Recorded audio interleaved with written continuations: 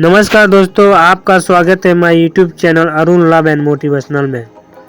दोस्तों, यह कहानी एक सेठ की है जो बहुत अमीर रहता है लेकिन आलस बहुत ज़्यादा करता है।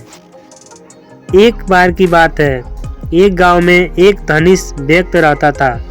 उसके पास पैसे की कोई कमी नहीं थी, लेकिन वह बहुत ज़्यादा आलसी था। अपने सारे काम नौकरों से ही करवाता था और खुद सारे दिन सोता रहता या अय्याशी करता था। वह धीरे धीरे बिल्कुल निकम्मा हो गया था।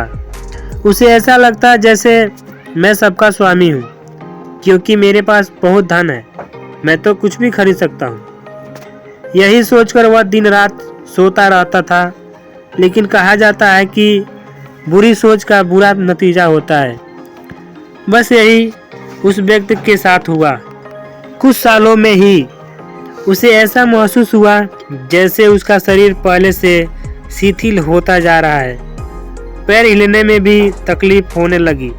यह देखकर वह व्यक्ति बहुत परेशान हुआ। उसके पास बहुत पैसा था। उसने शहर से बड़े बड़े डॉक्टरों को बुलाया और खूब पैसा खर्च किया, लेकिन उसका शरीर ठीक न हो पाया। वह बहुत दुखी रहने लगा। एक बार उस गांव से एक साधु गुजर रहे थे।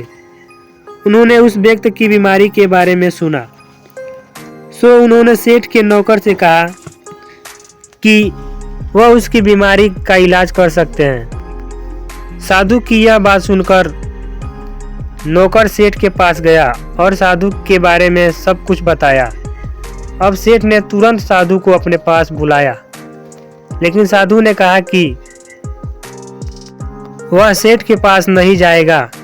अगर सेठ को ठीक होना है तो वह स्वयं यहाँ चलकर आए। सेठ बहुत परेशान हो गया, क्योंकि वह असहाय था और चल फिर नहीं सकता था। लेकिन जब साधु आने से मना कर दिए तो हिम्मत कसके बड़ी मुश्किल से साधु से मिलने पहुँचे, पर साधु वहाँ नहीं थे।